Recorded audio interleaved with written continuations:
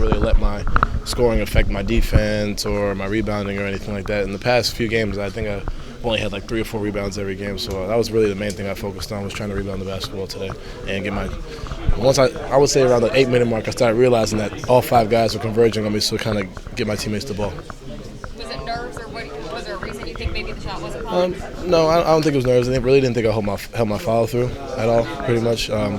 And sometimes it just happens. It happened in the Duke game and it happened in Wake Forest. It just happens. I'm just trying to impact the game in different ways now. The slow start for the team as a whole, did you kind of get a sense that there were nerves from the team? I would think so. Coach brought it up, and I watched it last night. I have a lot of friends who play on Villanova, and they just said that's just what happens. They have a 16 seed, or in this case a 15 seed. They come out and they have nothing to lose. They come out and they come out ready to play and anxious, and we didn't come out with that type of sense of urgency. But that's what happens when you're the top seed. These coaches call it like a little bit of tight. You play a little bit of tightness. We missed layups, open dunks, stuff like that, and you can see it. But once we started to fall in line, the press started to come together, started to trap and make plays for each other. That's when we started to get going.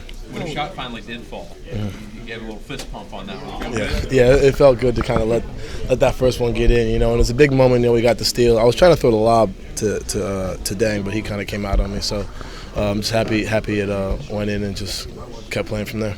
How easily is it for you to compartmentalize other aspects of the game when the shot isn't falling? Are you able to? It took me a while to kind of figure out how to do that, and now I think it's all about patience. And like I said yesterday, watching Luke Kennard, who does a great job of that. He lets the game come to him, finds his teammates. And when you have guys like Q, Mango, Jalen, Da, who all knock down shots, it's really easy to make plays and have once Da and Q start scoring, then things are going to start to open up, and then Mango and Jalen follow suit. So it's really easy when you have guys who can knock down shots like this. Something you weren't able to do in high school if you had an off night? Actually, no, I wasn't really. Did you ever have an off? In high school, I would say junior, senior year, I really didn't have big games like that because I was really the main option in high school. We had, I think, 10, 11 guys went high Division I, so I was just pretty much focused on dunking in high school. So.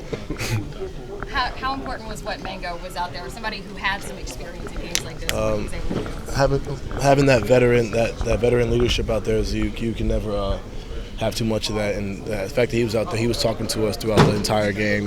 Make plays. Certain things where I took a bad 3 and he gave up a 3. He said, "Don, that's 6 points right there that we gave up. We can't let that happen. Not so much for this game because we were up by a lot, but next game, we can't let those silly plays or those lack of focus plays kind of affect us." Is it a sign of maturity not to push too hard when you're not scoring, but you're doing other things? I think when you start to develop that sense of maturity, I definitely think it is. And like I said, I watched Luke Kennard play, and the way he just takes his time and is patient, and it just shows how mature he is. He's been doing it all year. Now I'm starting to figure it out. Excuse me.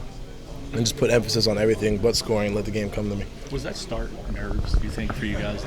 I think most definitely it was. We miss open layups, open dunks, shots we don't really miss. But once we started to get the press, and I think it started with our defense. When we started playing defense, it became that much easier for us. Has Ben gotten more vocal on the court? Yeah. It looks like he's a lot most definitely, and it's a testament to him. I told everybody that he was going to come around, and he came around at the right time, and he's being real vocal, talking to us, leading the huddles at times too, and that's just a testament to his hard work and his dedication to trying to be the best player on the court, and he's excelling in that right now. Ray gave you some good minutes today, active on defense and getting rebounds. I mean, is that just he seems like he's getting better and better? Yeah, with Ray, it's all about making sure he gets the deflections and active on defense, and the offense game will come to him, no problem. His greatest quality is his length and his instincts, and when he went for steals in the press or blocking shots, as a guard, when you have a guy who's 6'9" with a 7'4" wingspan guard, it's kind of intimidating, to go out there and